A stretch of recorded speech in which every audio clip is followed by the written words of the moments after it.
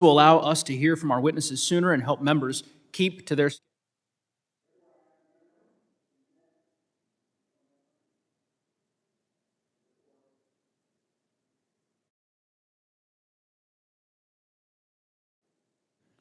Therefore, there we go. All right, the ranking member came through. I ask unanimous consent that all other members, still getting used to these hybrid hearings, opening statements be made part of the hearing record if they are submitted to the clerk by 5 p.m. today or at the close of the hearing, whichever comes first. Hearing no objection, so ordered. Without objection, the chair may also declare a recess subject to the call of the chair. As described in the notice, statements, documents, or motions must be submitted to the electronic repository at hrncdocs@mail.house.gov. Members physically present should provide a hard copy for staff to distribute by email. Additionally, please note that as with in-person meetings, members are responsible for their own microphones. As with our in-person meetings, members can be muted by staff only to avoid inadvertent background noise. Pursuant to Committee Rule 3, subparagraph L, and the latest guidance from the attending physician, anyone present in the hearing room today must wear a mask covering their mouth and nose if they are not fully vaccinated or if they are uncomfortable with informing us of their vaccination status. It is my hope that with everyone's cooperation, we can protect the safety of members and staff and the families they return to at home. The committee has masks available for any member who needs one. Finally, members or witnesses experiencing technical problems should inform committee staff immediately. I'll go ahead and proceed with our opening statement. I know we have votes that will be called shortly, and so we'll do our best to proceed on a timely basis, and then we'll return after votes. I want to say thank you first to all of you, for joining us here today for an oversight hearing of the Subcommittee on National Parks, Forests, and Public Lands. We're here to discuss a new version of an old idea, how the federal government can put tens of thousands of Americans to work serving our communities and protecting the environment, all while learning valuable job skills. When President Franklin Roosevelt first established the Civilian Conservation Corps in 1933, the country was already deep in the Great Depression. That historic program helped put young Americans back on their feet working towards the public good. Today, as we seek to rebuild after a prolonged period of national upheaval from the coronavirus crisis, we can learn from that model. The President has called on Congress through the American Jobs Plan to establish a new Civilian Climate Corps to address the challenges of the 21st century. Numerous members of Congress, including myself and some of our colleagues here today, have introduced legislation to support this goal and to set out models for what this new CCC might look like. Earlier today, I was proud to lead over 80 of my colleagues in a bicameral letter bringing together the common threads of our proposals and outlining our vision for the goals, the structure, and the standards of the CCC. Across the country, there is bipartisan support for this type of program. Recent polling shows that 77% of likely voters support the concept of a civilian climate corps, including 65% of Republicans and 87% of Democrats. From rural communities to urban centers, the Civilian Climate Corps will provide new, needed career opportunities. It's a once-in-a-generation opportunity to create jobs, to provide new career pathways, and to protect and maintain our public lands. However, as we look back to this model from a difficult time in our past, we must also recognize its shortcomings. Nearly all of the young Americans who participated in the CCC of the 1930s were men, and nearly all white. America in 2021 is a nation of diverse backgrounds, of creeds and identities. We need to ensure that a new CCC looks like and represents that new America and the rich diversity of our country, and that the benefits of these programs are available to all communities. The challenges we face today differ from those we faced in 1933. Human-caused changes to our climate system are altering the Earth's environment, and our communities are already feeling the effects today. As we speak, the West is in a summer of almost unprecedented heat, in a drought that has spanned 2 decades. Warmer, drier conditions create fire years during which forests burn hotter and faster, threatening lives and communities.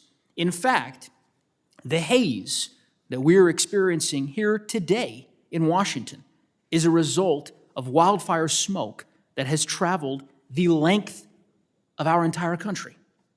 From flooding and hurricanes to heat waves and fires, climate disasters continue to increase in number and in strength. And this new Climate Conservation Corps must embrace those challenges, recognizing that we need a new generation of leaders and professionals to address the threats to come. Now, luckily, there are already organizations leading the way on this important work, and we've invited some of them to testify before us here today. These Corps leaders and participants have seen firsthand the promise of service programs. Today's witnesses can speak to the breadth of work to be done, from forest and invasive species management to energy efficiency work in public housing, as well as the life-changing benefits of this work for so many young people.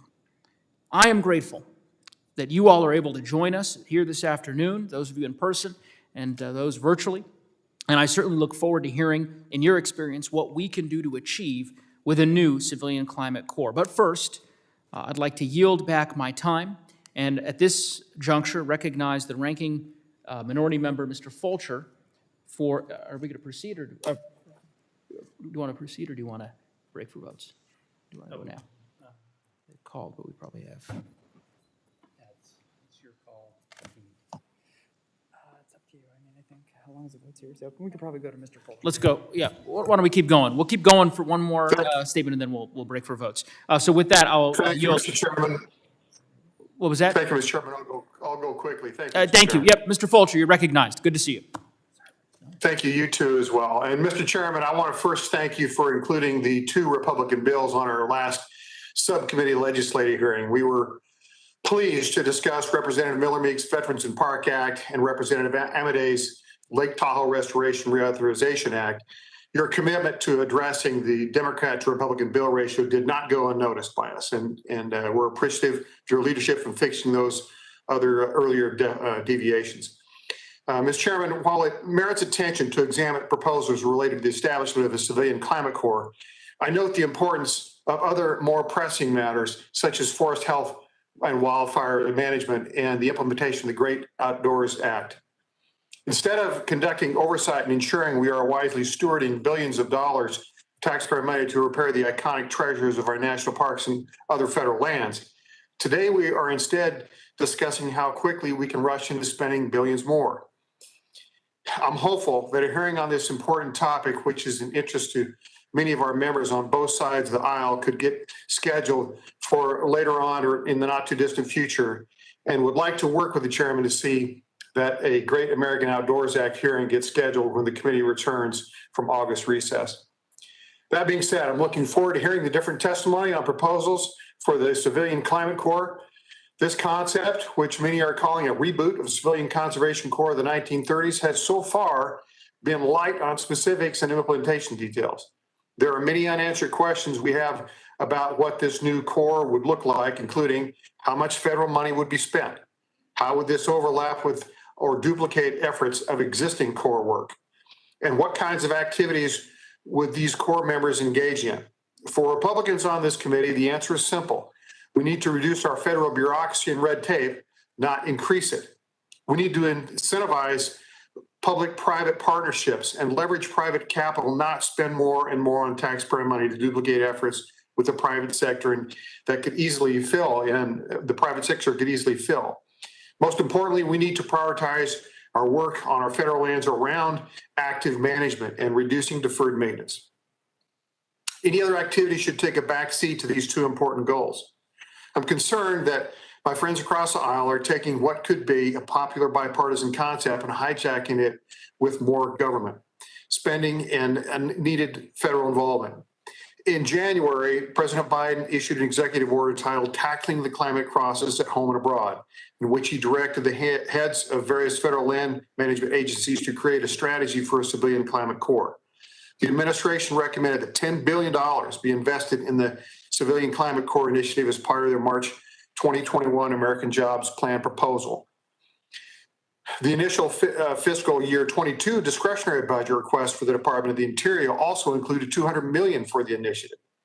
As an alternative to creating an entirely new Civilian Climate Corps, Congress can simply encourage public-private partnerships and allow the private sector to innovate and continue existing successful Corps programs. Bills introduced this Congress, such as the Trillion Trees Act, sponsored by Ranking Member Westerman, and my bill, the Forestry Education and Workforce Development Act, are two examples of proposals that don't rely on new taxpayer money and instead support Conservation Corps by expanding the eligible activities of existing core programs to help improve the health of our nation's forests. We should follow the model created by these pieces of legislation, which demonstrate that we certainly don't need a massive new government agency to accomplish this work. I want to thank the witnesses for being here today. I look forward to your testimony. I yield back the balance of my time. Gentleman yields back. Thank you, Mr. Fulcher. With that, we're going to recess briefly so that we can go vote, and then we will reconvene following votes here with the ranking member's statement. So with that, the committee stands in recess.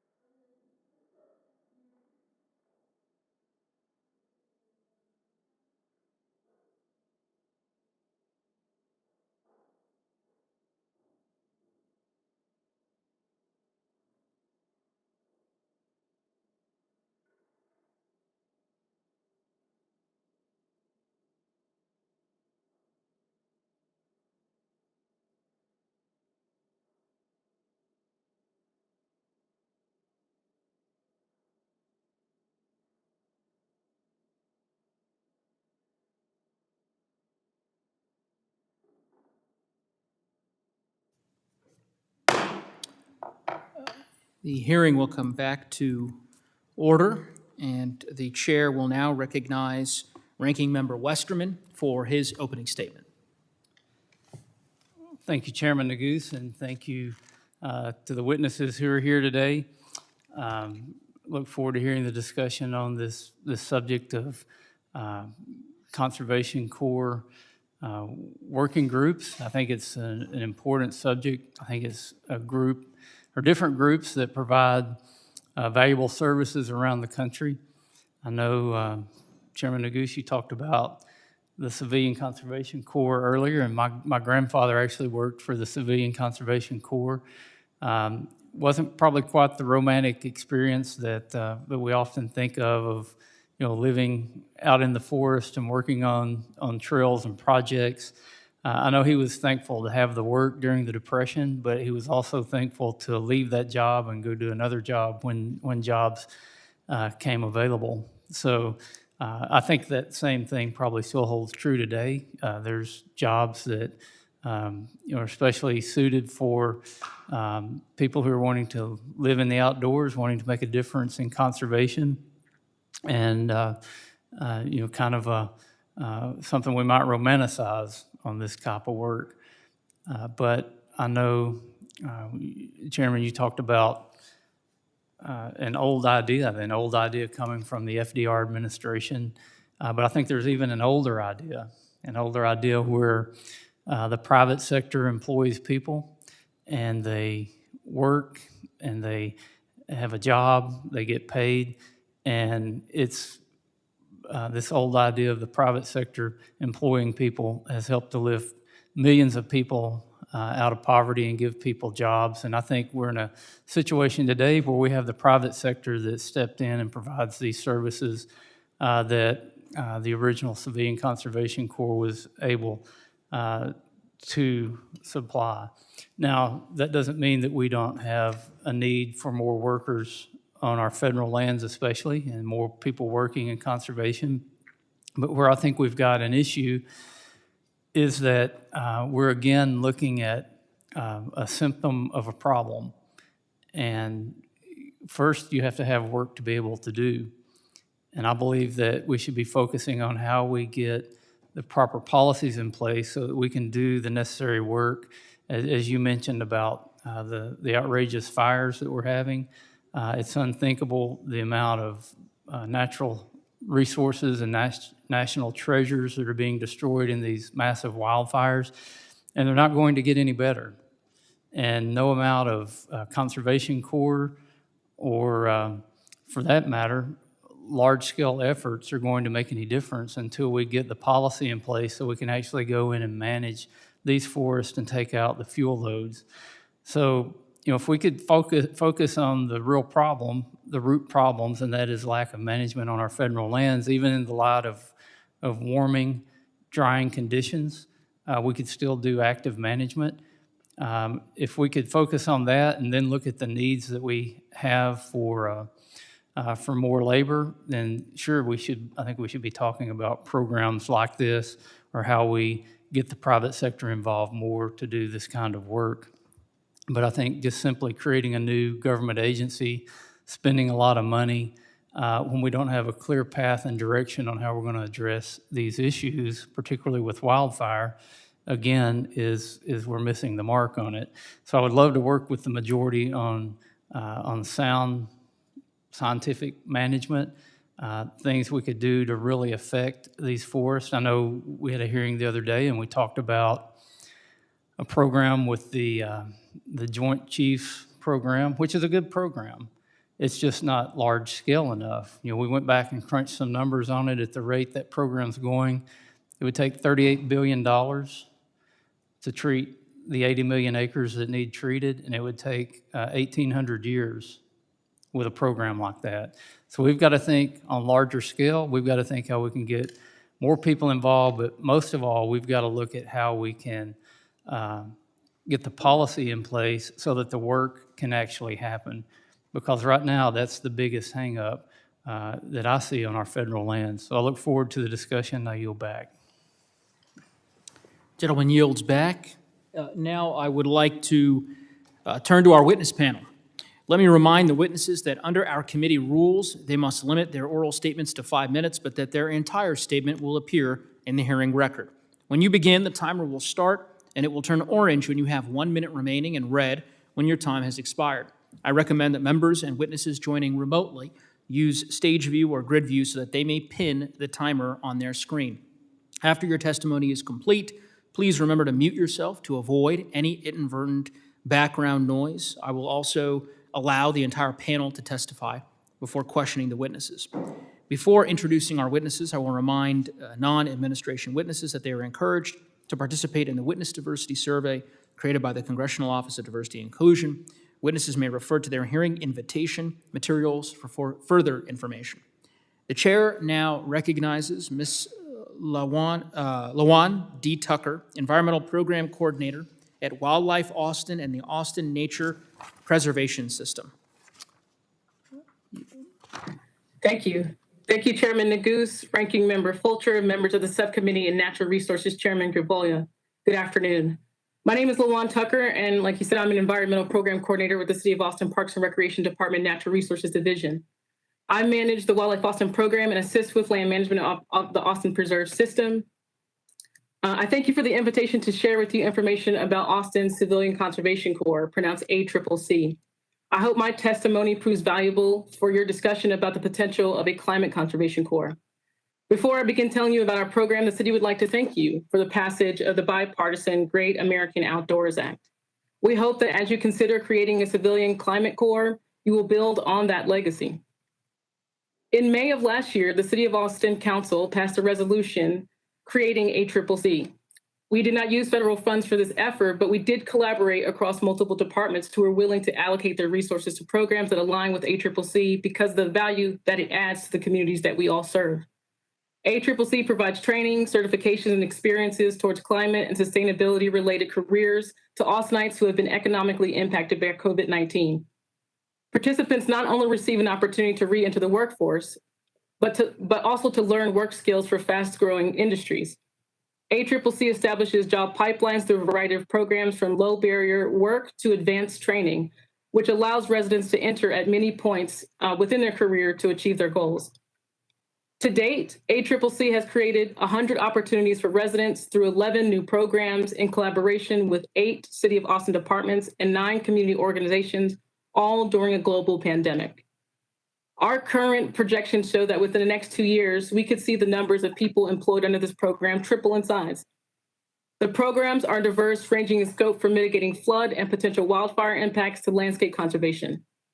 Those who were economically devastated by the pandemic regain employment, learn a new skill, and growing work skill, all while the entire community benefits from their hard work.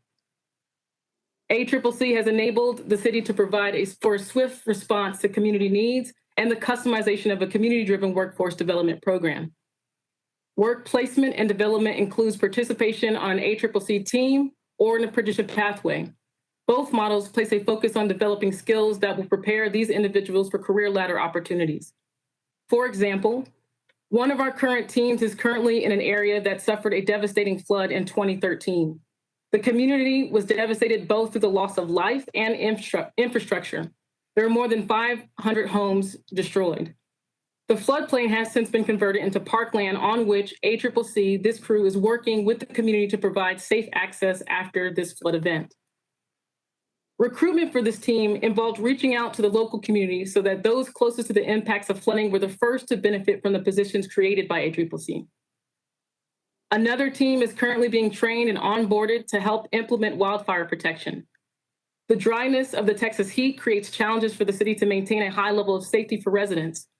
This team will work towards wildfire protection, offering a defensible space that assists with wildfire mitigation efforts. If a catastrophic wildfire were to occur, there will be space along the boundaries between the potential wildfire and homes where firefighters can defend community assets and save lives. Individuals employed under ACCC not only learn these workforce skills, they add to our public safety efforts. ACCC serves as a real-life example of how investing in programs such as this benefit the economy, the environment, and the people we all seek to serve. ACCC is positioned to provide residents in need with immediate income and job placement while also building valuable skills that will enable them to qualify for conservation and sustainability-related jobs of the future. We are fortunate to have the local resources to implement such a program in the city of Austin and appreciate your work towards considering creating a model that could provide support and federal partnership to other cities, including Austin.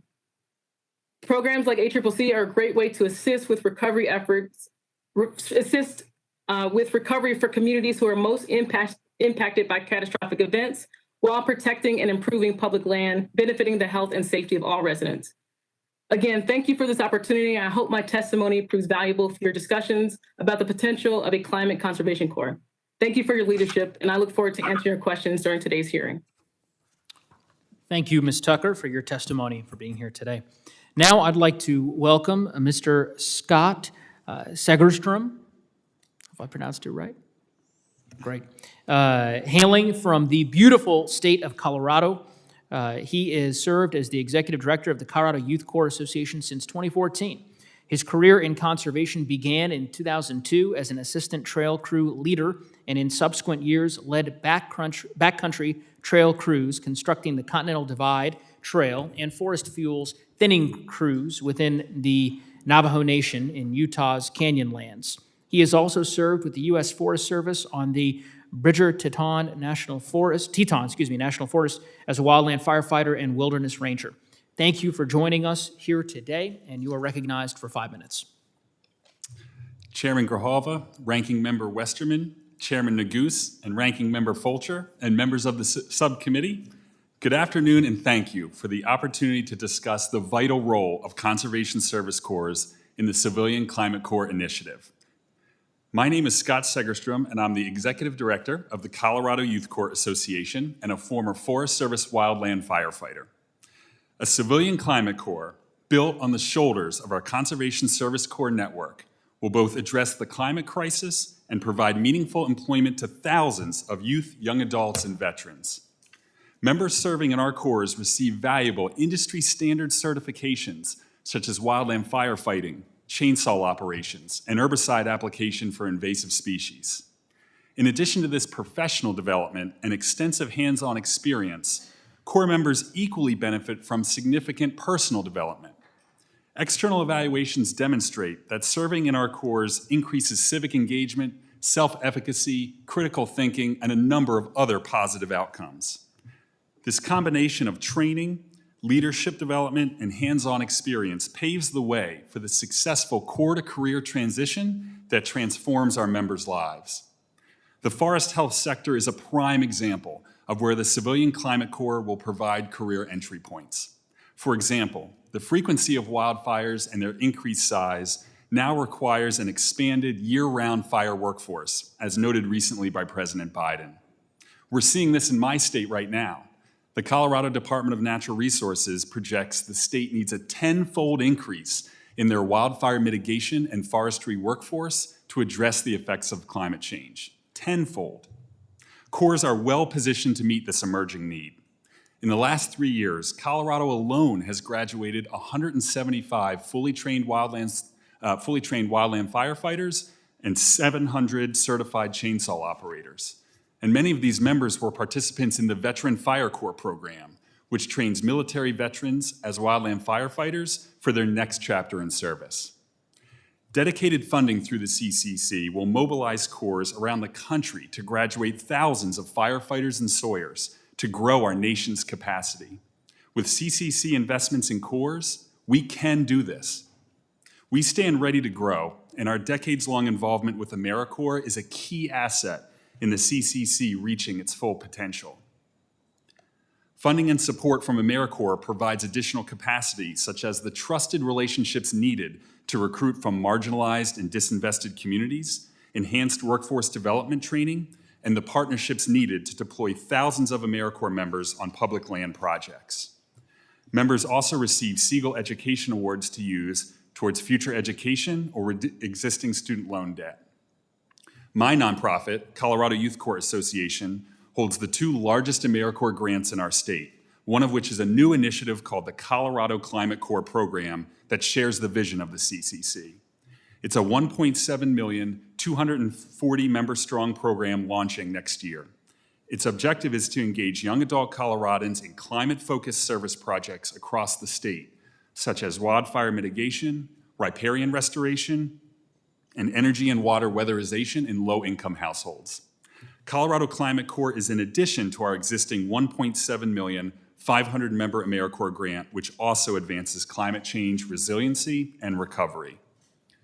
In closing, Colorado Youth Corps Association, our accredited member corps, and the 1,700 Corps members serving statewide commend this subcommittee for your time and effort on an issue that will impact every American, no matter where they live. Members graduate from corps having found a purpose in service to others. For many, this mission is addressing climate change, the existential challenge of our time. A civilian climate corps program built on the shoulders of the Conservation Service Corps network has the potential to employ thousands and protect millions. Public-private partnerships with corps represents the best of government, channeling resources into an efficient, proven solution that will be of service to all Americans. Thank you again for the opportunity to testify on this important issue. Thank you for your testimony and for being here today. The chair now recognizes Ms. Tanya Gale, Executive Director of Green City Force, who I believe is with us remotely. Ms. Gale? Thank you. Good afternoon, Chairman Neguse and members of the subcommittee. Thank you for the invitation to testify regarding the important topic of examining civilian climate corps. My name is Tanya Gale. I serve as Executive Director of Green City Force, GCF, as well as a board member for both the Corps Network, TCN, and Environmental Advocates of New York. I moved to speak before you today because since 2009, GCF has worked at the intersection of environmental, economic, and racial justice. I believe that these critical priorities are fully aligned with the components needed for the successful design of a national civilian climate corps. This is an exciting time and a rich opportunity for establishing real systems change and equity in American society. The mission of GCF is to train young leaders to power a green and inclusive society through service. Our pillars are service, training, sustainability, and justice. We believe that these are nonpartisan principles and practices that all Americans should align with, regardless of political party, race, creed, or socioeconomic status. A recent article written by General Stanley A. McChrystal states that the national service is one of a few things that could unite America. GCF is one of over 130 corps within the Corps Network. GCF's recruitment and AmeriCorps National Service initiatives are focused in the New York City Housing Authority, NYCHA, which is a city within a city representing roughly 1 in 15 New Yorkers. We are an urban conservation corps that engages young adults, 18 to 24-year-olds who have high school diplomas or equivalency in 6 or 10 months structured, full-time national service and workforce training. 68% of our last cohort identified as Black, multiracial, or Indigenous, and 55% as Hispanic. NYCHA communities face intersectional structural issues related to environmental, economic, and racial injustice. Through the Service Corps, young adults in NYCHA lead large-scale, multifaceted sustainability initiatives, improving environment and health for fellow residents. Working in teams and partnership with resident leaders, agencies, and other organizations, Corps members gain skills, certifications, and experience to secure family-supporting careers in the green economy. GCF is unique in employing a conservation corps model focused on public housing residents and communities. We recruit from a pool of 52,000 New York housing residents. Pre-pandemic, the unemployment rate for these 18 to 24-year-olds was over 70%. The national unemployment rate for out-of-school 16 to 24-year-olds is 9%, 20% for Latinx, and 30% for Black people. GCF has a program completion rate of 81%, and 82% of graduates are working within 6 months of program completion. Average wages 1 year past service term is $16.50 an hour. Graduates of our Corps get jobs in energy efficiency, horticulture and landscaping, sustainable construction, solar, composting, urban farming, nutrition and food, building operations and maintenance, zero waste, and trade unions. Featured in my written testimony are Earlton Massenberg, currently working in an electrical union, and Domingo Morales, an entrepreneur whose Compost Power enterprise works to hire GCF graduates. To dismantle barriers, you have to be holistic and intentional. This is what is so important and exciting about the potential of a CCC. Leveraging strengths from every community across the country for collective impact. In the West, the climate focus is wildfires. In coastal areas, it's flooding. In cities, the climate needs range from energy efficiency behavior change to solar to heat monitoring, composting, urban agriculture, and urban forestry. As a longtime member of the CORE network, we've had the opportunity to partner with national communities of conservation corps. We all value unique skills that each corps brings, whether they're from Colorado, Alaska, Texas, California, Baltimore, or Philadelphia. In 2016, GCF corps members, all from public housing in New York, were given the opportunity to participate in on hands-on preservation experience Hope Crew 2-week project at Sagamore Hill National Historic Site, the home of President Theodore Roosevelt. This one-time project allowed corps members to build on the skills and training they received in our urban corps to work on this national parks restoration project where they met rangers and learned about other potential career paths they had not previously considered. Due to changes in logistics, transportation, and challenges in lodging, it has been hard to implement past New York City. But additional investments and resources to provide for capacity for these programs would be a successful way to give additional career paths for our graduates. In closing, TCN comprises over 130 conservation corps, 25,000 national service members.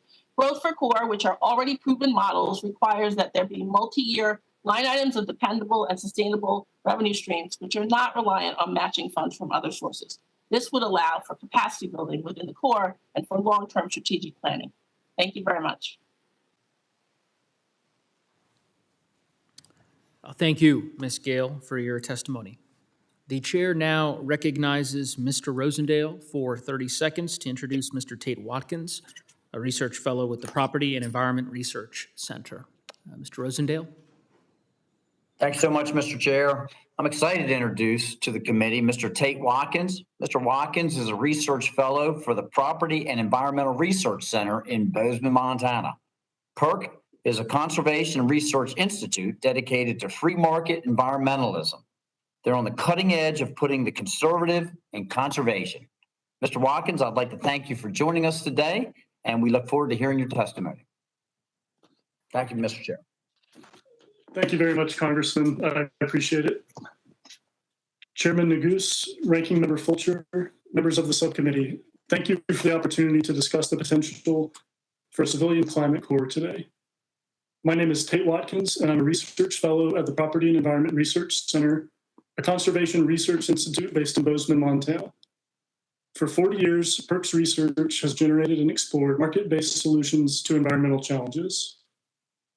My work at PERC has focused on ways to enhance stewardship of our public lands and wildlife.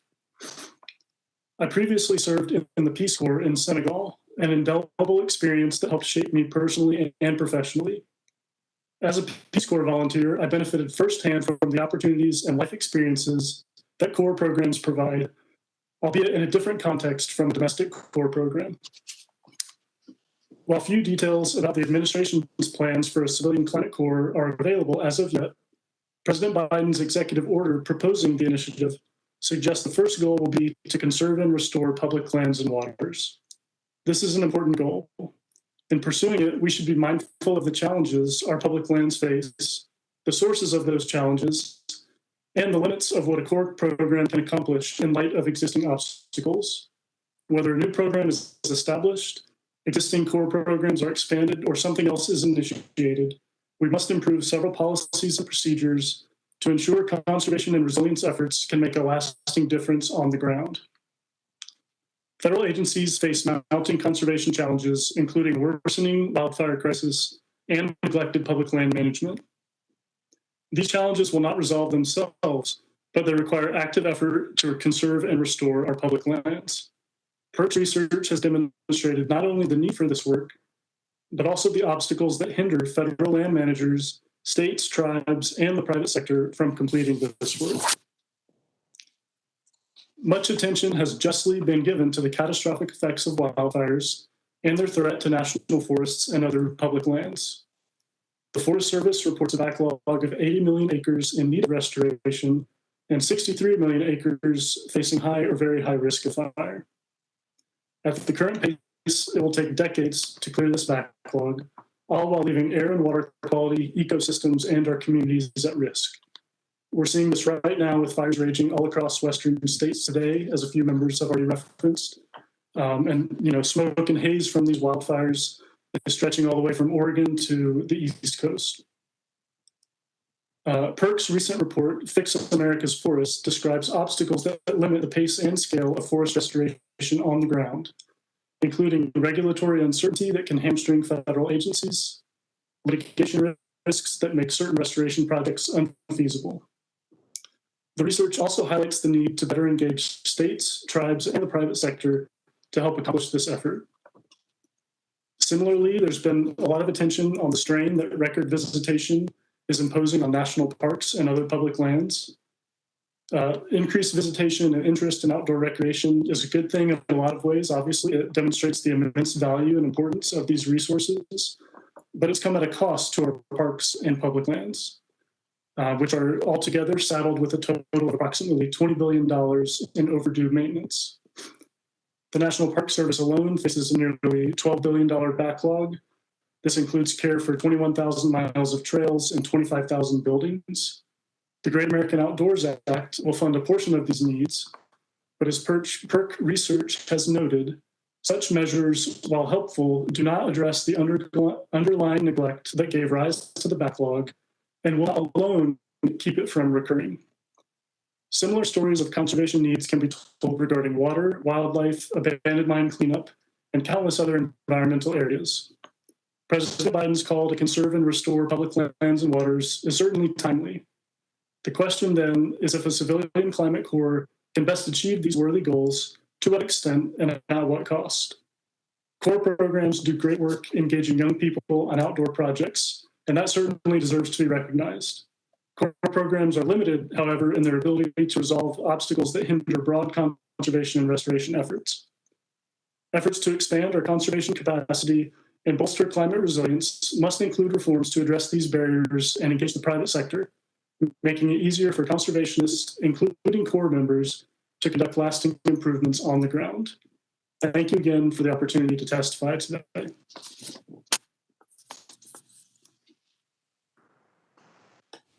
Thank you, sir, for your testimony. The chair now recognizes Ms. Leger-Fernandez to introduce the next witness. Thank you, Chair. It is my honor to introduce Mr. Charles Chaz Robles from the Ancestral Lands Conservation Corps. Mr. Robles works for the Pueblo of Acuma's issues, I was actually also worked for the Pueblo of Acuma over the years, and so it is with great honor that I introduce him, given his excellent work with the indigenous communities of both New Mexico and Arizona.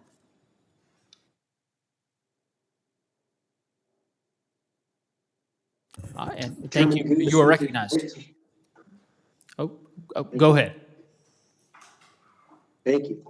Chairman Nagus, Ranking Member Fulcher, members of the subcommittee, good afternoon, and thank you for the opportunity to represent Conservation Legacy and the Ancestral Lands Conservation Corps, and to speak to the important role that Corps programs can play in supporting the Civilian Climate Corps initiative.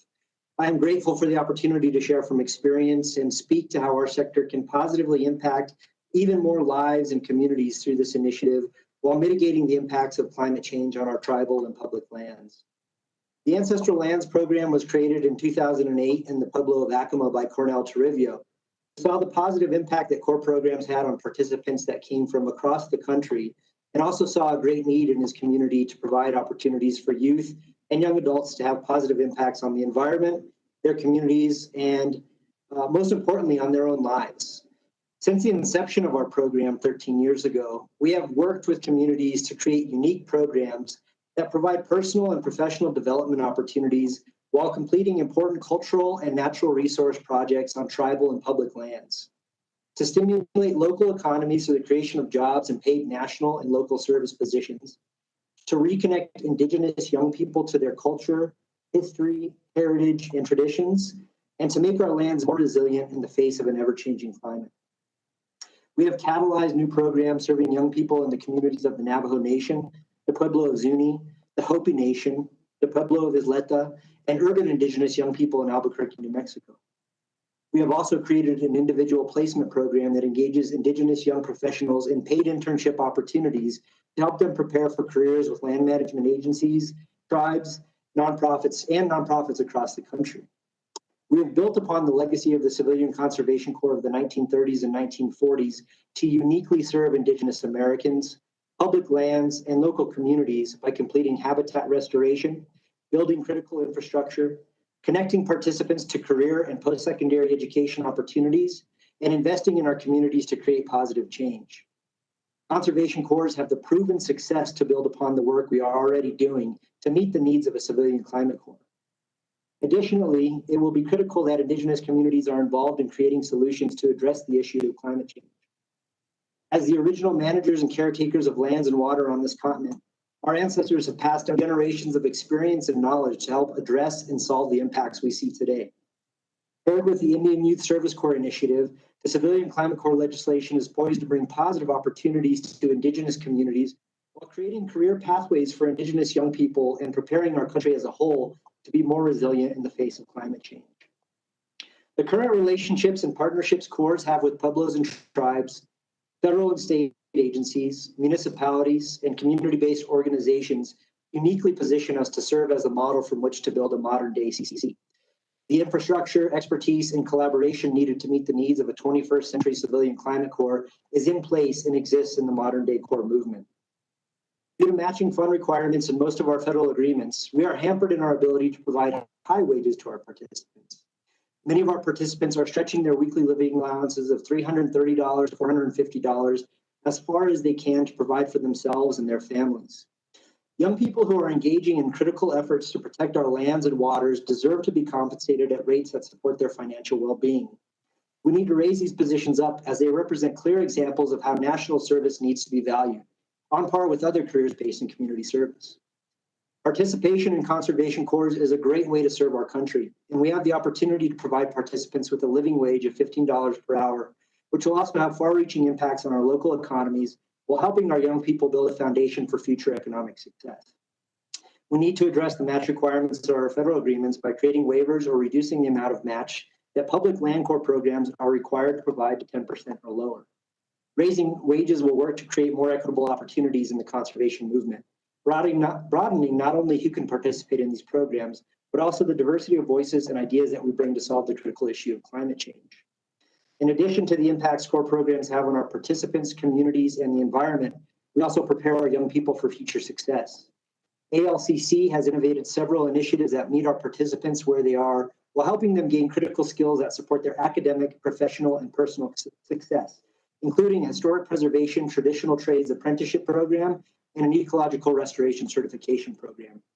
Innovation, community engagement, local solutions to worldwide challenges, and collaboration is critical to success. Locally based corps can offer solutions to help meet these pressing needs.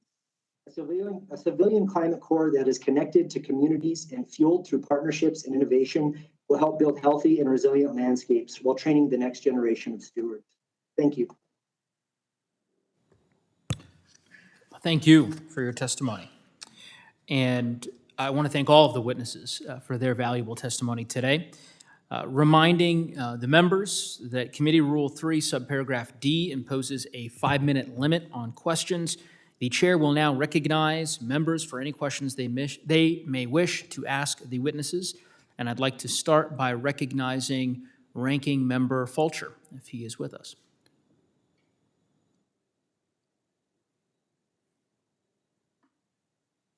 Mr. Fulcher, are you with us remotely there still?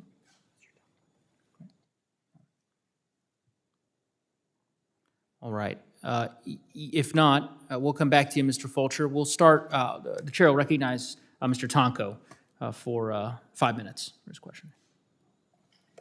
Thank you, Mr. Chair. We know that the dramatic effects of climate change are creating new demands on our economy and our communities. So a critical part of addressing the climate crisis is creating job training programs that prepare young folks for the economy of the future, one that is sustainable and one that is just. That is why so many of us here today support the President's vision for an American jobs plan and why we support a civilian climate corps. This question is for Ms. Gale. How does Green City Force help New Yorkers gain the skills they need to participate in the economy of the future?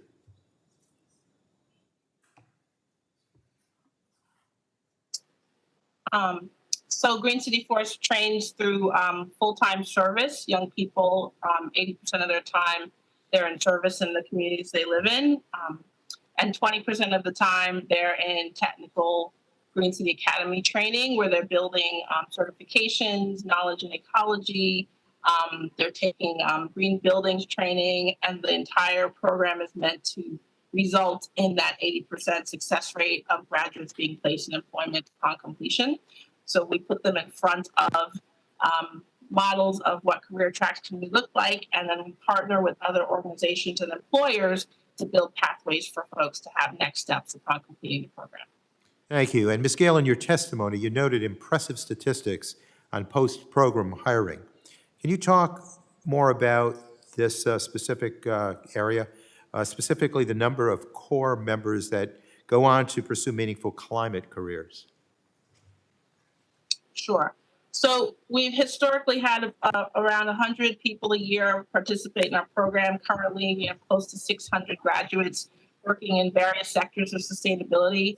Historically, 65% of our graduates have worked in the energy sector, energy behavior change, auditing.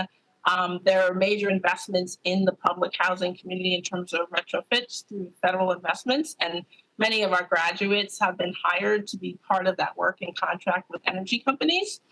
We also have graduates who have been placed in solar opportunities. Urban agriculture is a large part of the last few years of success. We hire back graduates to lead our physical service sites across the developments of nature, where we have large-scale spaces we call eco-hubs, which are the foundation of a farm site, where we build and manage farms with the local resident participants. We've grown over 100,000 pounds of food we distribute to the community members, and the people who are running those sites are from the communities themselves and graduates of our program. And then we have a range of other tracks that folks are involved in, but the idea is to expose them to a wide range through employer apartments, building maintenance, et cetera. Well, thank you. And how has Green City Forest made these career paths available to New Yorkers who would not otherwise have been able to access them? Well, part of the work is that we're working with Black and brown young people who have completed high school or equivalency but have no next step. And so the first thing we do is we expose them to opportunity that they may have never considered before. So through national service, they are themselves coming into a space where they're learning about opportunity to improve the communities they come from by becoming leaders, by learning skills, and then part of their service is to engage with other residents and help them understand how reducing their carbon footprint can not only reduce utility costs in the environment where they come from, but also help to transform these communities, such as the farms and eco-hubs, for example, that used to be open spaces that are now transformed into these vibrant outdoor community programs where we do education with school groups, other residents, we do farm stand distribution, et cetera. So that we're building a movement of motivation for young people to see what's possible in affecting change where they live, and then literally building the skills that they did not have before because they weren't exposed to training to be entry level ready for career tracks within these fields. So we work with graduates and members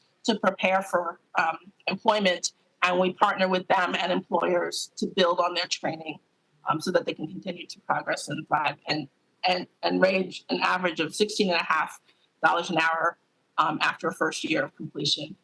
Which is pretty strong considering the unemployment rate when they're coming into the program. And I take it you believe there's opportunity and demand to expand this model to other cities?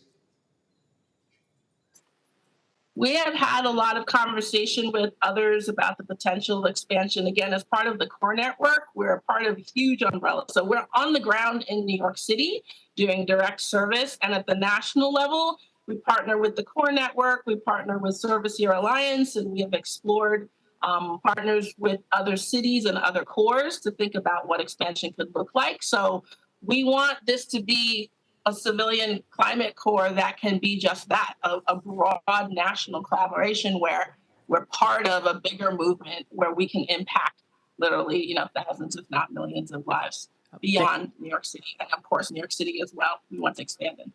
The gentleman's time has... Yes, thank you, Mr. Chair. I'm sorry I went over the time, but Ms. Gale, thank you for your great information. Thank you. Gentleman yields back. And in the interest of full disclosure, I usually have a light gavel, but in this case, we are going to be called back for votes, and I want to make sure every member has a chance to pose questions. So, of course, members should feel free to use their full 5 minutes to the extent they need them, but if not, we'll endeavor to try to get to as many members as we can. With that, the chair will now recognize Mr. Tiffany for his 5 minutes of question. Oh, Mr. Fulcher, sorry, is he back on? Mr. Fulcher for his 5 minutes of question. Thank you for your flexibility, Mr. Chairman. I had to step out to do my hair. Hopefully it looks great. Nice. Okay. Mr. Chairman, and I have a question for Mr. Watkins, please. Mr. Watkins, the nation's still recovering from this COVID pandemic, and so many businesses are still struggling to bring employees back, and a lot of that is complicated by the federal programs that are out there that's slowing things down. And are there concerns that creating a new federal core program and bureaucracy would create unnecessary competition with the private entities that are out there right now due to the circumstances we have? Thank you, Congressman. I think it's certainly a good question that definitely needs to be considered as Congress and the administration explore a potential core program. I'm not an expert on labor economics, but I could definitely see concerns with creating a major new government program, spending billions of dollars of taxpayer money at the same time that a lot of private sector businesses are having trouble filling workforce needs. I will say, too, I noticed today that the letter Chairman Neguse and colleagues released did acknowledge the extensive existing network, not just of public core programs, but also of private efforts, nonprofits, different initiatives. So I think it certainly makes sense to prioritize incorporating or including those efforts in a way that doesn't necessarily reinvent the wheel, but can essentially get more bang for buck potentially by including a lot of those private partners, especially if the backdrop is hopefully a strong one. Thank you for that. Just as a follow-up, Mr. Watkins, I'd mentioned in my earlier opening statement that I'm the sponsor of the Forestry Education and Workforce Development Act, which supports the work that existing Forest Service Job Corps centers are currently doing. You mentioned in your testimony that that PERC believes that Congress should continue looking for ways to incentivize current private core networks. What are some of the ideas that you might call innovative that Congress might consider, particularly when it comes to Forest Service, for expanding on those workforces? Yeah, I think a lot of it could come down to leveraging partners, whether that's private entities, states, tribes, local governments, even to participate in such efforts. The Good Neighbor Authority, I know, is one tool that has been used to a lot of success in your home state of Idaho. Essentially partnering with states, counties, or tribes to help do forest restoration efforts on public lands, national forests, and adjacent lands, as I understand it.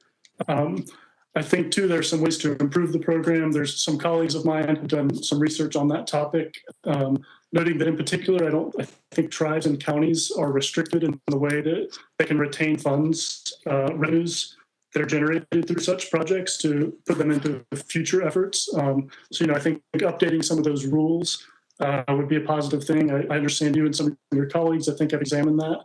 But I think just looking for ways like that to essentially leverage other parties, private entities, states, tribes, as I mentioned, that have a great interest in healthier forests as well to participate in those efforts. Okay, I've got just a little over a minute, but shifting gears a little bit, I was intrigued by a comment in your testimony where you talked about a forest or a possible forest resilience bond as a way that Congress could better engage with the private sector.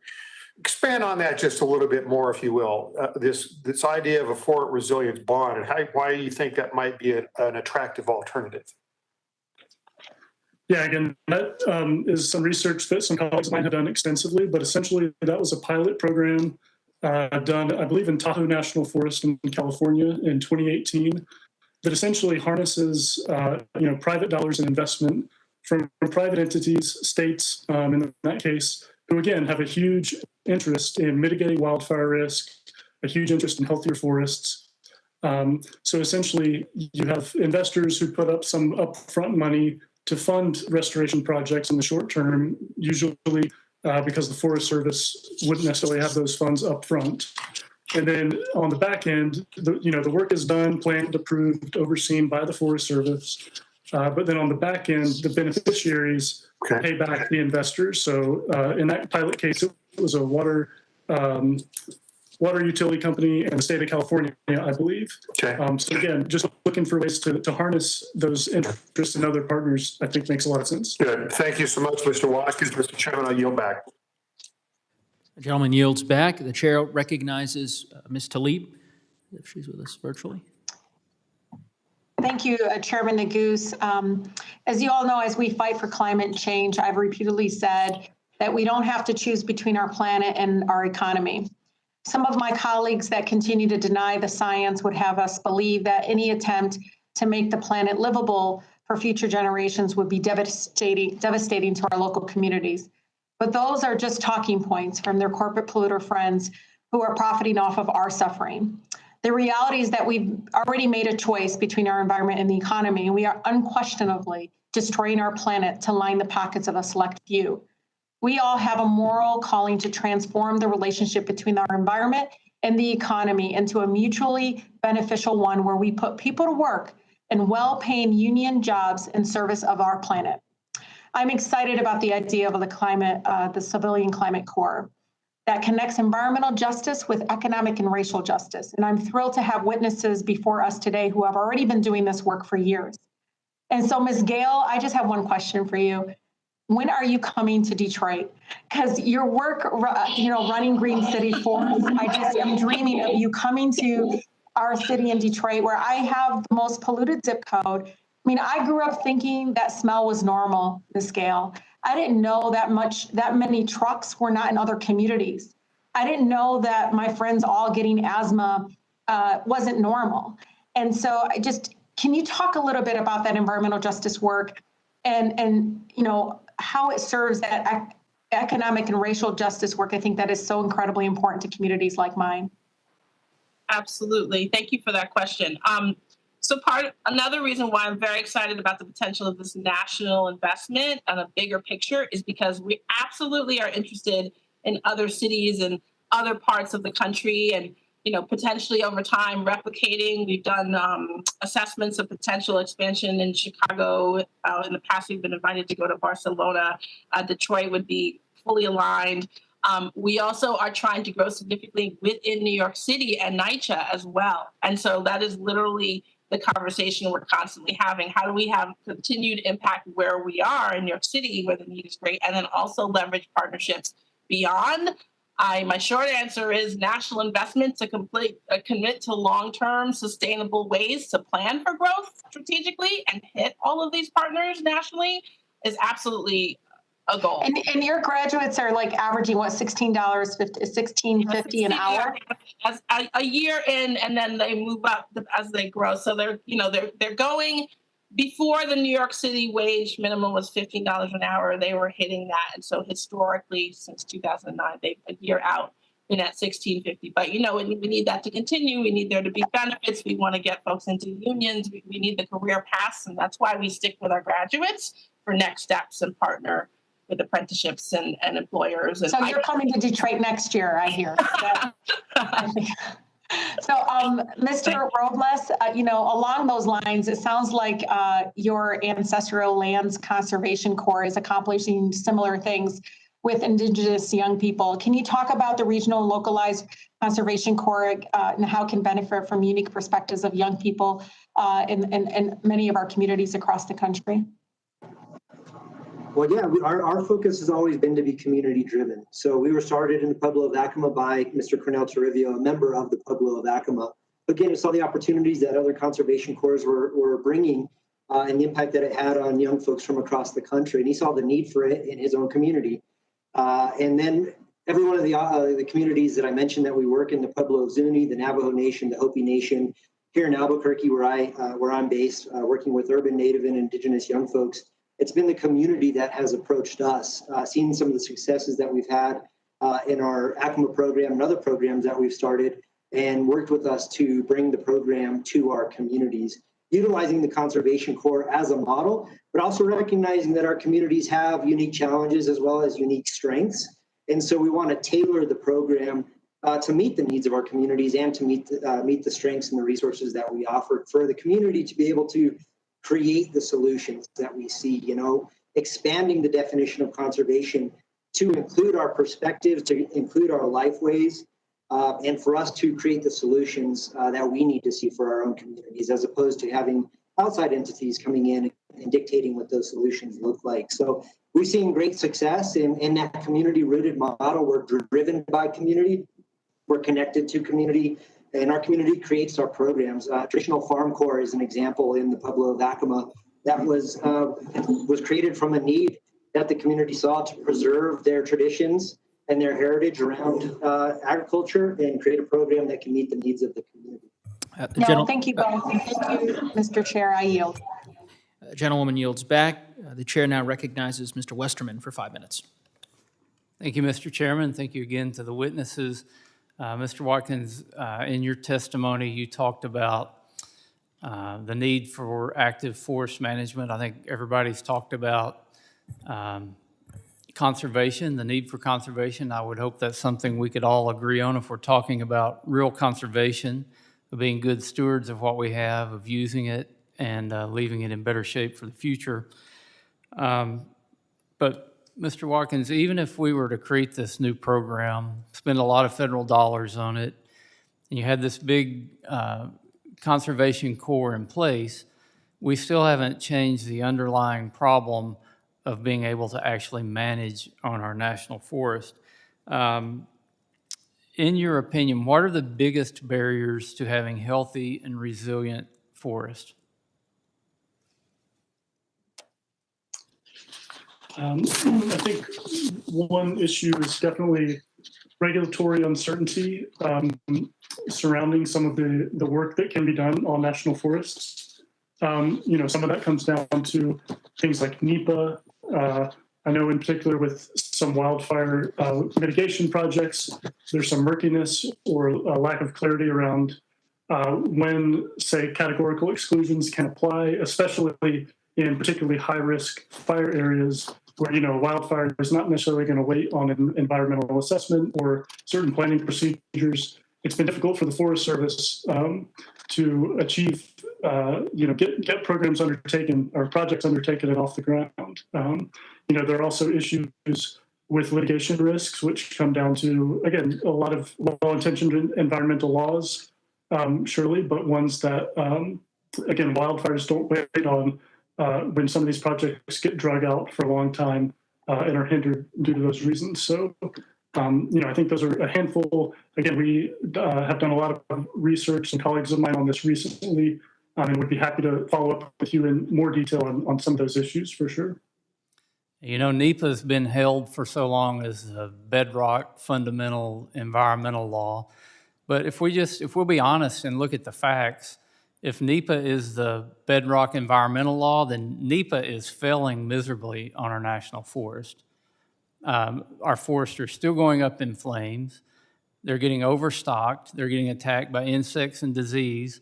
And we can tell ourselves that NEPA is a bedrock environmental law, but it's not changing the fact that we're seeing an exponential increase in catastrophic wildfires.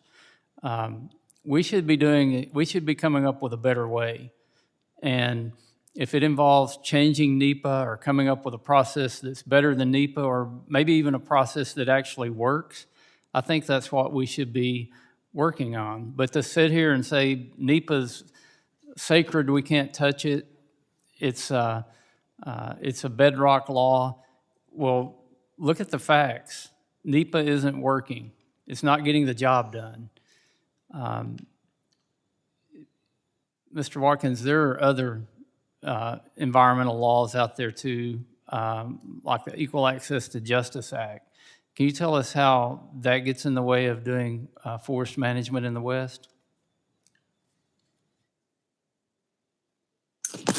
I'm not entirely familiar with that particular act, to be honest. One thing I know we've been looking at recently has to do with prescribed burning and some of the essentially regulatory barriers to getting that work done. But, you mentioned we didn't get in this problem overnight, obviously. a lot of these issues are down to, a lot of things. A long track record of aggressive suppression efforts that have led to a lot of fuels building up on the landscapes. So I think there are just a lot of contributing factors here and a lot of things that are going to have to be done to, like you said, proactively manage things rather than spend so much time and money and energy on suppression efforts after the fact. So again, I think a lot of states, out west especially, have talked about prescribed burns recently and recognized essentially that fire can be a good force. Not all fire is bad.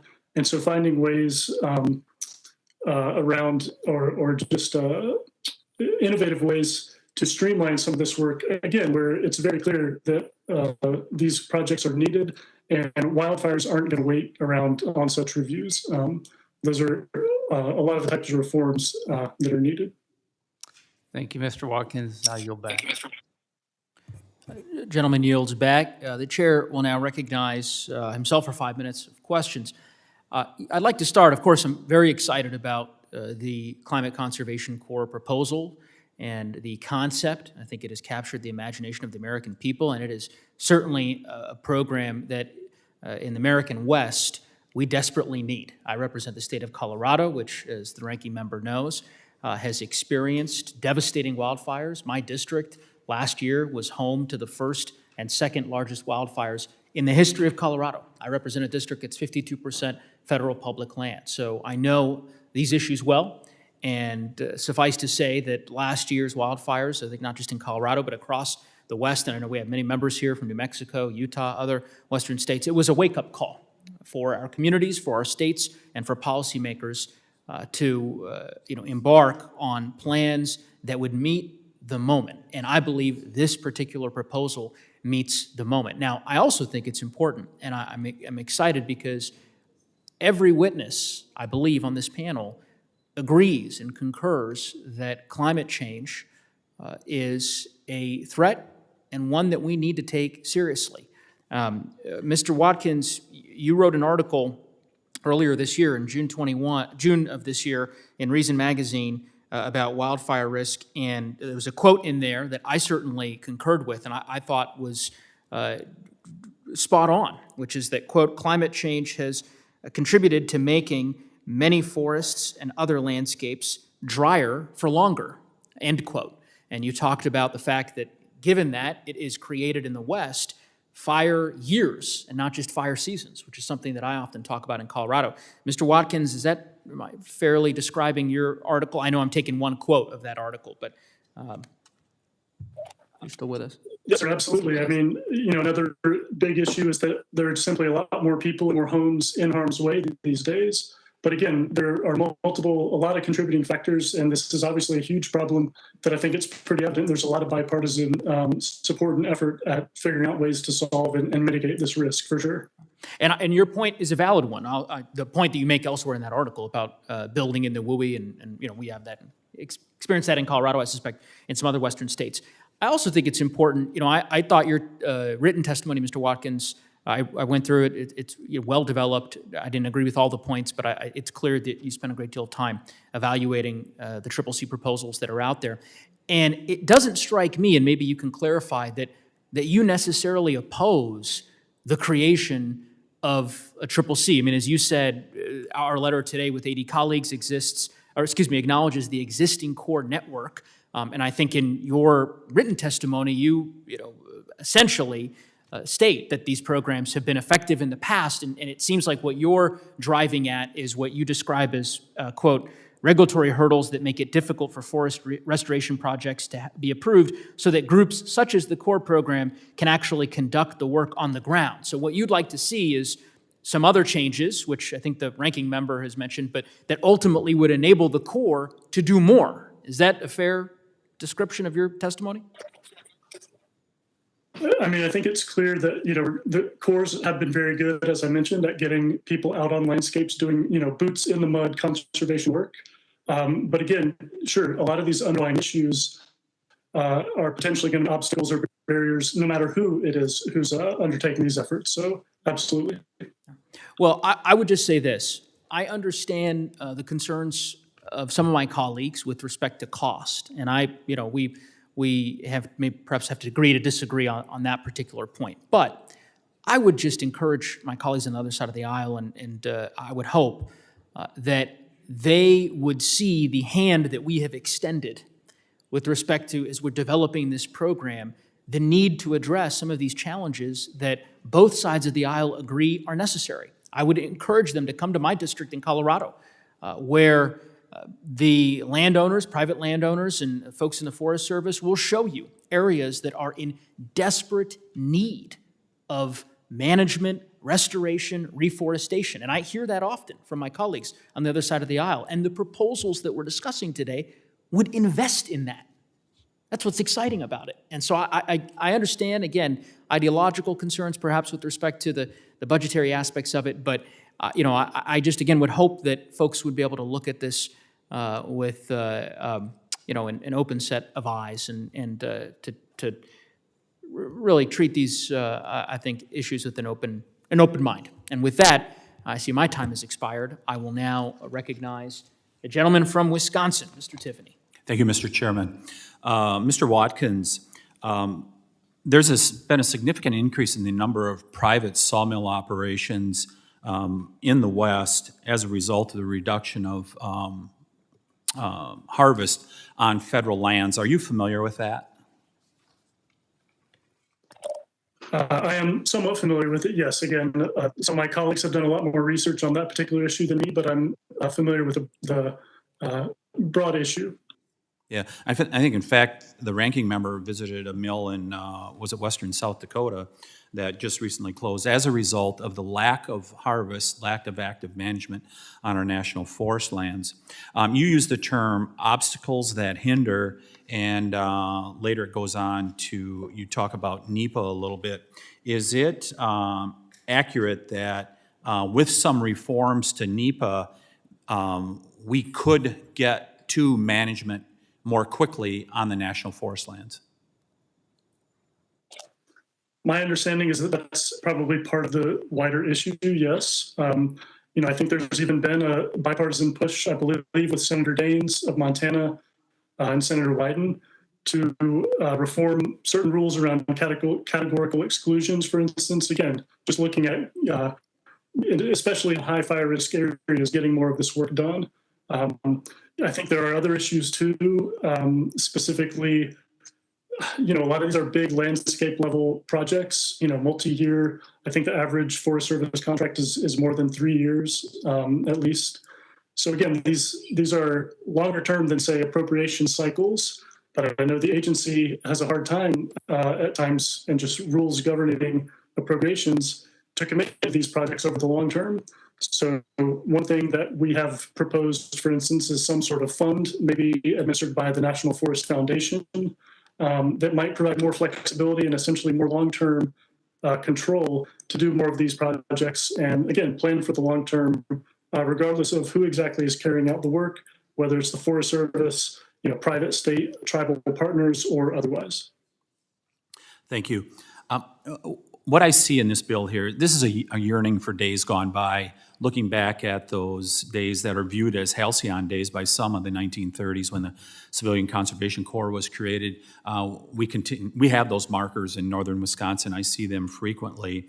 But what we're going to have here is a crowding out effect. Everywhere you go across the United States of America, there are help wanted signs. They are everywhere. You can find a job, and you can find a good job if you're willing to work, regardless of where you live in the United States of America. And one of the main reasons it's exacerbated is the enhanced unemployment that's out there. We've seen some governors who've had the wisdom to say we're no longer going to accept enhanced unemployment because there's plenty of jobs out there. But some states, like mine in Wisconsin, the governors have said, no, we're just going to continue to pay this enhanced unemployment, though employers are begging for people to work. And you see signs up regularly that say $15 to $20 an hour jobs are available in their businesses. This will serve to crowd out those people that want to hire people in the private sector. I think this is also, we're seeing this message of preservation. We see it consistently. We rarely see in the majority's documents where they talk about management. Management is used very infrequently, and that's the critical problem at this point. I've cited this before, I believe, in this committee, where we did an exhaustive peer-reviewed study in the state of Wisconsin in regards to the state forest, and we showed that better management would have created more revenue for the state of Wisconsin within silvicultural standards. I extrapolated that to the Chequamegon-Nicolet National Forest, which covers 1.5 million acres in northern Wisconsin, and we were able to come up with a figure of $250 million were lost over 20 years. $250 million on that 1.5 million acres because it was not managed properly. And what did we do? We crowded out private sector operators. The problem was created by government, and it has affected the environment by not having proper management, which was being done by those private operators out there that take such pride in making sure they're using proper silvicultural methods. I'll just close by saying this. There's a much better way. And we've seen the expansion of Good Neighbor Authority a number of years ago. That should be expanded even further. And I've introduced a bill along with others that are coming out with the Resilient Federal Forests Act to expand categorical exclusions. And that was referenced by Mr. Watkins. That is something that can be done to benefit management that won't cost any money to be able to accomplish. I yield back, Mr. Chairman. Gentleman yields back. The chair recognizes Ms. Trahan, if she's with us virtually. Yes, I'd like to thank the chair for holding this hearing, and I appreciate our witnesses for demonstrating the incredible potential of the administration's proposed Civilian Climate Corps. It was nearly a century after FDR's Civilian Conservation Corps first made camp in Massachusetts at Fort Devens. Their legacy is still with us. Harold Parker State Forest in Andover, Otter River State Forest near Gardner, and Willowbrook State Forest in Townsend, many more, but we're all aided by the CCC. Those early Corps members made a variety of recreational improvements. They planted trees and so much more. And I'm excited about the potential for a new class of Corps members arriving in Massachusetts, particularly the opportunity it presents to protect the Merrimack River and increase access through trail building and maintenance, boat launches and the like for our gateway cities, our underserved communities, our communities of color, working class cities like Lowell, where I grew up. So Ms. Tucker, you described some of the innovative work that ACCC has done to improve public safety by converting damaged floodplains into open space. Can you speak more about the dual climate and public recreational benefits of ACCC's work along those lines, and also how ACCC connects your workforce with career opportunities using the skills they've developed? Yes, thank you for that question. So we've partnered in a variety of ways, and you're right, there's a dual benefit, both in providing resiliencies to a lot of our parkland and public spaces, in creating shaded fuel breaks around neighborhoods in the WUI and other areas. But at the same time, while members are learning skills such as why we're creating shaded fuel breaks, we have them reach out to firefighters and other professionals in the field to get a good landscape of what potential career pathways could be. So we're onboarding that crew potentially. We're onboarding that crew currently. And so they'll have access to wildfire professionals that can teach about the wildland fire chainsaw, S130, 190. So really the entry-level opportunities that are available to help firefighter all across this country. So there's a dual benefit. One, in that Onion Creek area that you were talking about, it was devastated by a flood. And so a lot of hazards still exist in that community after houses were removed. It provides an opportunity for recreational space, but it also provides wildlife habitat and a host of benefits to our environment. And so that particular crew is removing hazardous trees, removing invasive species to provide native plants back into the landscape so that they're more resilient for the future. Great. Well, certainly sounds like a win-win to me. Ms. Gale, I understand that Green City Forest has partnered with the National Park Service to get participants engaged in preservation work around New York. Can you also speak to the importance of ensuring that these positions are filled by people from all backgrounds and reflect the makeup of the communities that they serve? Yes, absolutely. So because our participants are coming from the, low-income public housing communities, it was a real breakthrough to have our folks participate in this Hope Crew initiative. for President Roosevelt's home. The challenge logistically, frankly, is that to navigate transportation and housing, because we're city-based, has been a preventative in ways for us to expand. So we are very eager and interested to think about how we can focus on more tri-state area-based national spaces. And we've done some work within New York City and partnerships around urban forestry. We're just starting to get more involved in that. And we'd love to sort of take that and build out to make connections with our broader parks and national partners.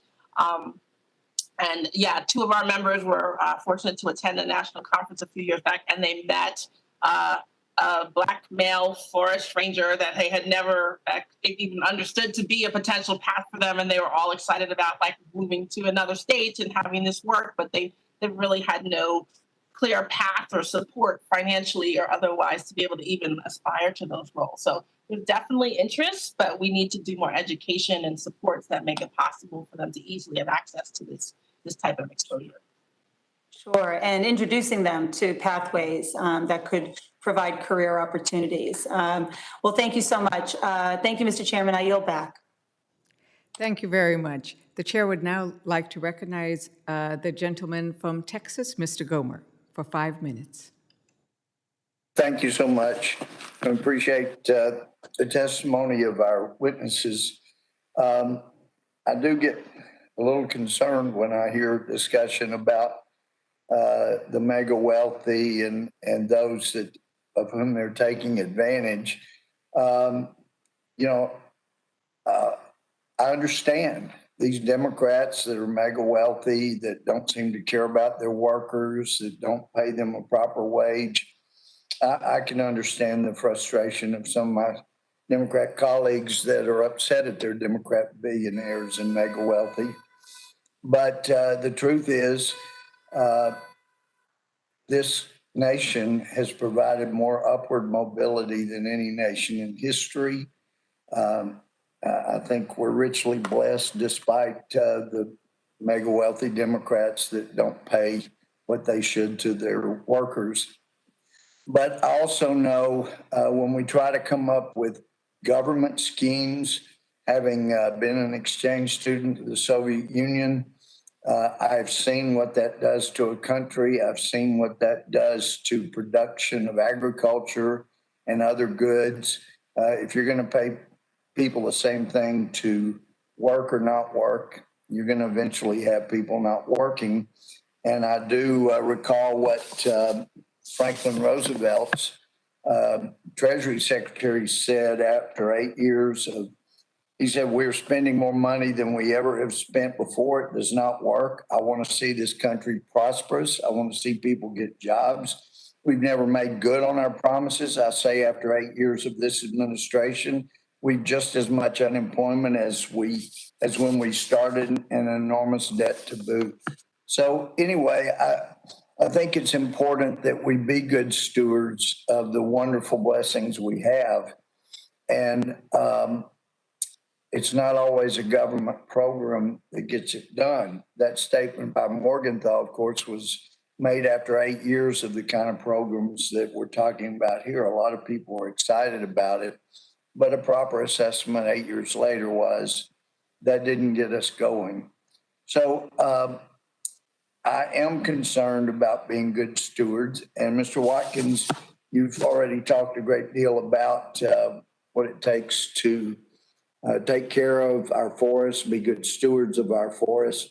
Say you had 100,000 acres of trees, not sequoias, but say pine trees like we have in East Texas or others that are a renewable resource. What would be the best thing that you would want to see done with your 100,000 acre forest to make sure that you were a good steward? Would you create fire lanes so you could stop the fires if they ever got started by lightning or any other way?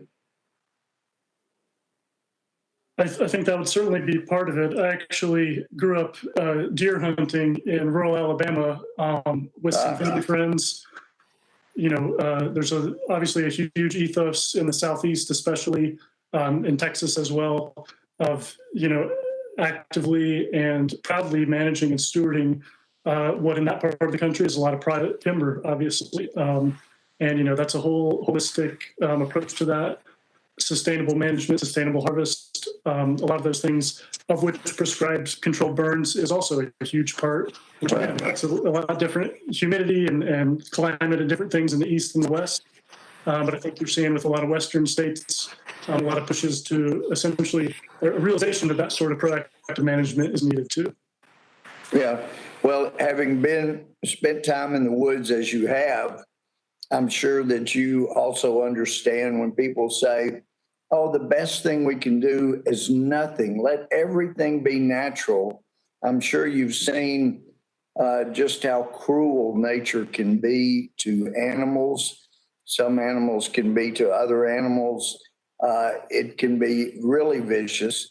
And when it comes to air pollution, we've never come close to polluting like a volcano or massive wildfire where there was no undergrowth ever cut, no fire lanes to stop it, just tens of thousands of acres catching fire. And because of the lack of stewardship and preparation, there was no way to stop it. You would agree nature can be very, very cruel if left unbridled at times, right? Sure, and I think it's also just worth pointing out a decision to not manage land and leave it alone is essentially a management decision of its own, which I think is also important to always keep in mind. Yes, well, thank you so much. My time's expired. I yield back. Thank you very much. The chair will now recognize herself for 5 minutes. I really have appreciated the conversation with regards to how the Corps actually can lead to further jobs. I will admit, my very first job was at the Youth Conservation Corps, where I learned how hard it is to work to preserve this beautiful place we call home. I'd like to think that as we discuss the way people move from those early jobs into continuing to work for our environment, that I am continuing to do so now on this committee. Mr. Robles, I really want to thank you once again for the work that you do in New Mexico, for the manner in which you have emphasized the need to bring indigenous wisdom into the core work, into the manner in which we preserve and protect our environment. But we also recognize that the climate crisis is indeed a driving factor causing these changes. And at the same time, places like New Mexico are home to incredible cultural and historic resources like the world-renowned Chaco Canyon, but also places at Acoma, at Zuni, at Navajo. So I wanted to ask you, Mr. Robles, as climate risks like fire and flooding, as they threaten cultural and historic sites, how can a core program like the Ancestral Lands weave cultural and historic preservation into traditional conservation and climate resiliency projects? Could you speak to that for a moment, please?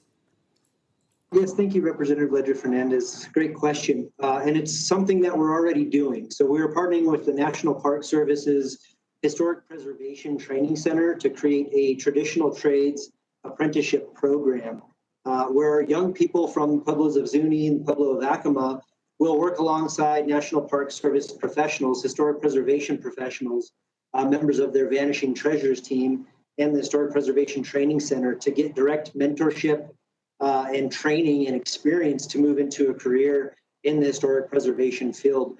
Our crews have worked alongside NPS, BLM, Forest Service, cultural and historical preservation officers, and from the tribes and historic preservation professionals for a number of years to gain that valuable experience. And we've seen some great success in having our participants move into jobs with federal agencies. And we're really excited to partner with the National Park Service to really more intentionally create the structure for our young people to get the training, the industry recognized certifications, the mentorship, and the experience to help catapult them into a career in historic preservation. As you said, our great state houses many incredible cultural resources, and our crews are out there actually as we speak, preserving them for our generation and for future generations to enjoy.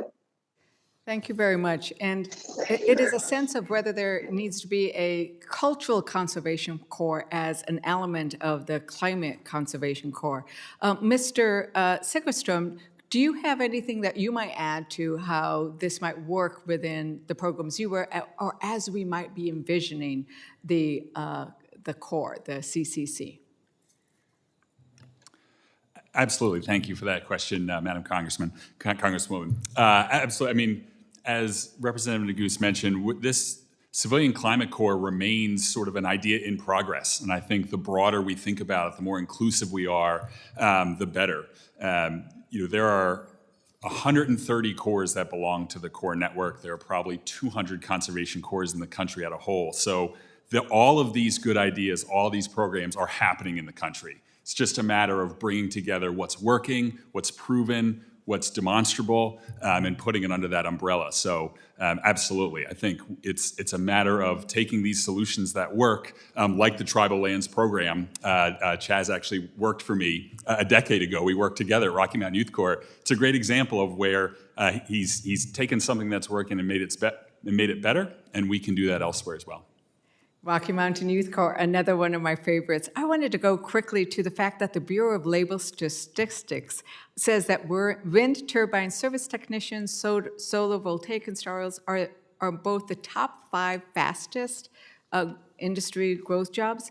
If we wanted to take advantage of these growing opportunities, how can the Corps, the CCC, as we were discussing, support training staff for this kind of work?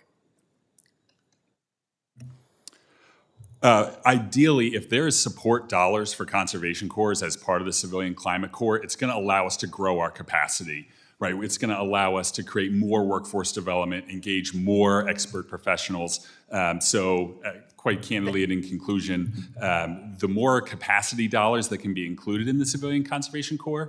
I am going to actually hit the gavel on my own questioning because I have one at a time. And the chair will now recognize Mr. Rosendale for 5 minutes. Thank you, Madam Chair. I'm going to have to make sure that we get it maybe less than 5 minutes because we're getting close to the end of the vote here. The Civilian Conservation Corps of the 1930s was created during a time when jobs were scarce. I'm hearing, as I'm sure many of my colleagues are, from small businesses across the district, that the opposite is the case right now. These industries are in fact facing a shortage of workers. I think it would be a serious mistake to create, in effect, a government jobs program at a time when businesses can't fill the open positions that they currently have. I've sat here and listened to the discussions about trying to manage these forests better and to bring in this core when we have private contractors and firms that want to do that same work and harvest this timber and are being prohibited to do so because of litigation that has tied up so much of this acreage. I had Mr. Guillen, the Associate Deputy Chief of National Forest System, in last week, and I'm still waiting to get the information about how many acres are tied up in this litigation. What is the value of the timber and the timber sales that's tied up in this litigation? How many separate pieces of forest land are tied up? How many separate lawsuits are tied up? Mr. Watkins, I was particularly struck by one part of your testimony in which you stated that the Biden administration not even released a plan for the Civilian Conservation Corps, but it recommended that we appropriate $10 billion for the initiative. Let me repeat that, $10 billion with absolutely no plan on how to spend it, much less a matrix on how to measure success. Unfortunately, that seems to be the MO of this big government borrow and spend approach that this administration has all too often been happy to take. So, Mr. Watkins, thank you for joining us. Is there anything to indicate that creating this new government program without a clear plan would solve the problems of mismanagement our public lands currently suffer from? As I mentioned in my written testimony and my statement, no, I think there are a lot of underlying issues that are going to have to be addressed regardless of where dollars come from or who performs work to get this done. Yeah, absolutely. There are underlying issues that must be addressed. Thank you. Wouldn't a more prudent approach be to work on things like restoring our timber harvesting to previous levels and more effectively managing our forest and creating good paying jobs for American workers in rural communities? I definitely think that could be part of the solution, absolutely. Thank you. I believe that instead of turning to a government jobs program, we must not only foster private industry, but also work to leverage the work of states and localities as well. My final question, what role do you believe that the private landowners whose property borders federal land should have in these management activities? I mean, I think it's crucial to involve private landowners in some sort of capacity in decision-making with how lands are managed. You know, I mentioned the Good Neighbor Authority recently or earlier. Obviously, that's a program that partners states, tribes, and counties with the federal government. But that's in areas where you have landscape level projects that are affecting all sorts of lands, you know, public lands, but different types of lands. The same thing, I think, absolutely applies to private landowners and somehow taking their concerns and needs into account in these types of efforts. Absolutely. This past weekend, I visited an active wildfire in just outside of Townsend, Montana. And it was really good to see the federal government, the state government, the county government, and the private landowner all working together to fight and address and suppress the fire. But it's very unfortunate that they were there working together to fight and suppress fire instead of working to harvest that very same timber. And all of this was taking place, by the way, on federal lands. But everybody was participating because they all have lands circling the fire site itself. It's my belief that we should be prioritizing proper management and good paying private sector jobs before big government programs. We must foster private investment by providing predictability in the process and collaboration with our state, local, and tribal partners, not throw money at an agency which has access to all the resources it needs if managed properly. Thank you, Madam Chair. And with that, I will yield back. Gentleman yields back. The chair will now recognize Mr. Gallego. Thank you. Thank you. My question is for Mr. Segerstam. I'm sorry if I said that correctly. Wondering which your Corps has excelled as support for veterans. As a veteran myself, I appreciate this effort to support career training for service men and women. Please share how your Veteran Fire Corps program came about and how this type of program could be expanded and improved through federal civilian climate initiatives. Thank you so much for that question, Congressman. That's a program that we're really proud of. It has actually expanded to some other states, so we're beginning to see a little bit of the growth you mentioned. California has conservation corps that are operating that program, and a couple others as well. So really, it's a matter of resources and capacity. Wildland firefighting training is expensive. And it's really critical. You have to do it right. So it's a matter of finding, being able to find the trainers, being able to find the resources to do that. And then secondly, any recruitment help is necessary as well. I think we strive to build even stronger relationships with the Department of Defense and with our local partners so that this bridge to Wildland Firefighting Committee is better well known. The firefighting community is really amenable to veterans. It uses veteran vernacular. You go on a mega fire, there are divisions, there are squads. It's a culture of service. And so the bridge is an effective one. I think it's a matter of help recruiting the veterans and the resources to create even bigger training programs. Great, thank you. I yield back. Would the gentleman yield, Mr. Gallego? Would the gentleman yield? No? Logged off? All right. Well, in that case, we wanted to keep the hearing going. Why don't we see Ms. Porter is around? Ms. Porter, the chair recognizes Ms. Porter for 5 minutes. Trying to do our best here during votes, so go ahead. Thank you very much, Chair Nagus. We're here today to talk about the Civilian Climate Corps, but I'm not sure that people realize all the ways that we are still benefiting from the work of the original CCC. They planted more than 3.5 billion trees and built more than 3,000 fire towers. They helped build numerous national parks and 711 state parks, including many in California. These are campgrounds in this picture at San Clemente State Beach in Orange County, built by the CCC in the 1930s, still getting used almost 90 years later. Mr. Segerstorm, do core programs today still work to support our state and national parks, including the development of public use sites and cultural venues? Thank you so much. Absolutely. That is in our wheelhouse. That is a critical mission, everything that you lined out and even more. Our relationship with the National Park System is incredibly strong with room to grow. Here is another picture. This one is from another California state park. These are CCC crew members, the original CCC, cutting the Summit Trail on Mount Diablo. And what I want to show people and what I want them to appreciate is this picture taken recently, showing that same section of trail still being used today. Ms. Tucker, in your experience, do cores still work to enhance our access to our public lands through building trails and roads and supporting accessibility to public lands for all Americans? Absolutely. Thank you for that question. So my career started because I was in a conservation corps, and it really launched my exposure to the environment and is the reason I'm in the position I am in today.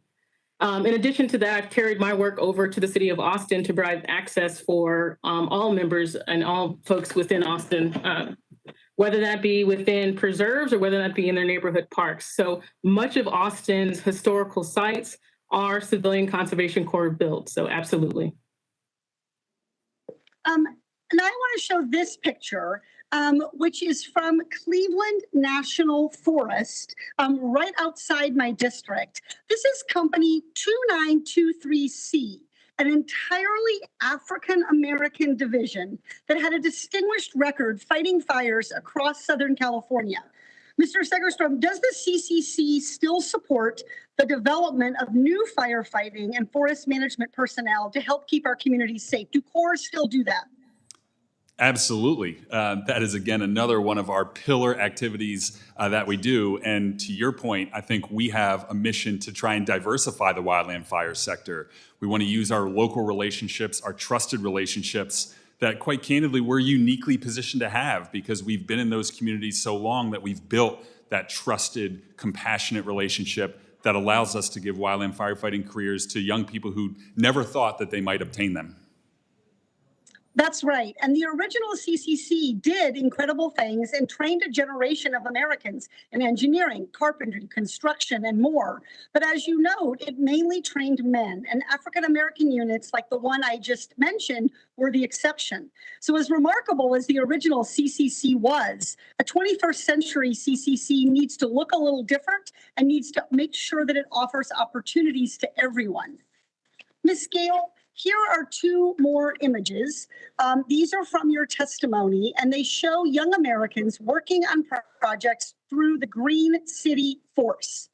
Ms. Gale, in your experience, could a new Civilian Climate Corps put young people to work, protecting communities and the climate through energy efficiency, green energy, and conservation, while preparing them for the economy of the future?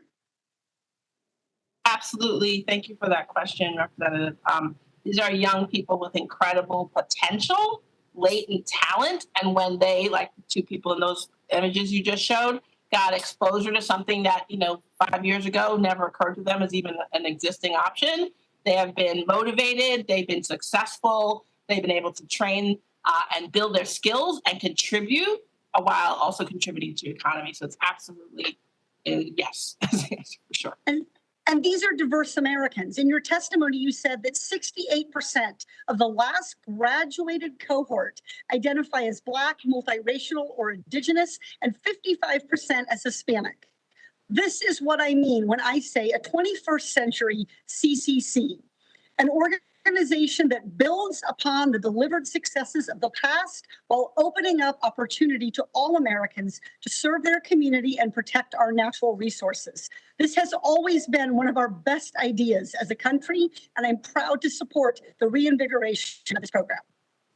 I yield back.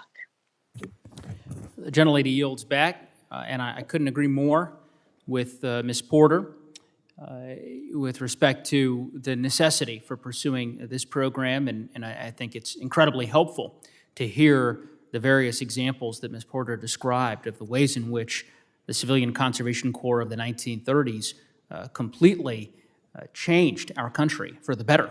And of course, the remnants of that program that we see in our everyday lives across the country. And in my district in Colorado, my community happens to be home to one of the original Conservation Corps camps, which you can still go to today. And you can see the original, the place where the barracks rather, where the workers slept. And it's just as incredible to think about the impact they had on our country 90 years ago and the impact that the new program, new and improved, as Representative Porter so eloquently put it, will have for years to come. Now, I do think it's important to disabuse some of my colleagues' impressions or I think mistaken understandings of what the president has proposed, because I've heard quite a bit today during the hearing that the president supposedly does not have a plan or hasn't released the plan.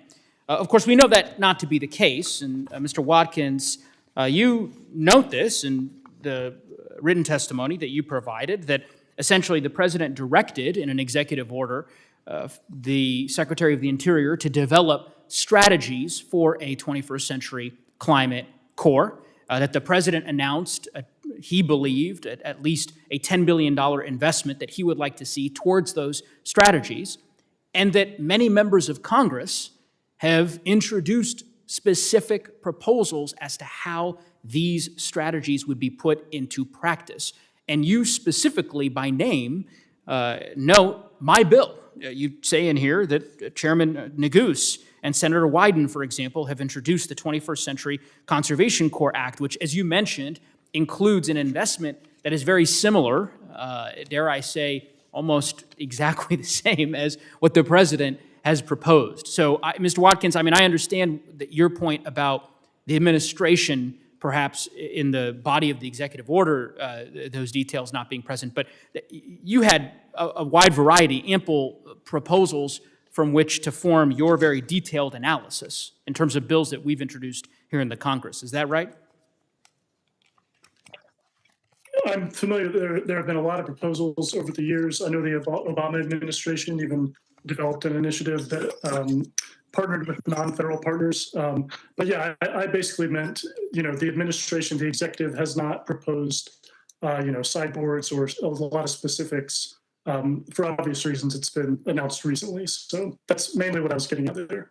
Sure. No, and I appreciate that. And I think you and I are on the same page. I mean, the executive proposes the idea, the Congress writes the laws. And as you said here, I and Senator Wyden have introduced a bill, the 21st Century Conservation Corps Act, which is incredibly detailed in terms of outlining how we believe these investments ought to happen as a practical matter. And of course, for the benefit of my colleagues, I would just tell you that these investments will be for many of the projects that my colleagues on both sides of the aisle have proclaimed are so necessary in states like Montana, Colorado, Oregon, Washington, Arizona.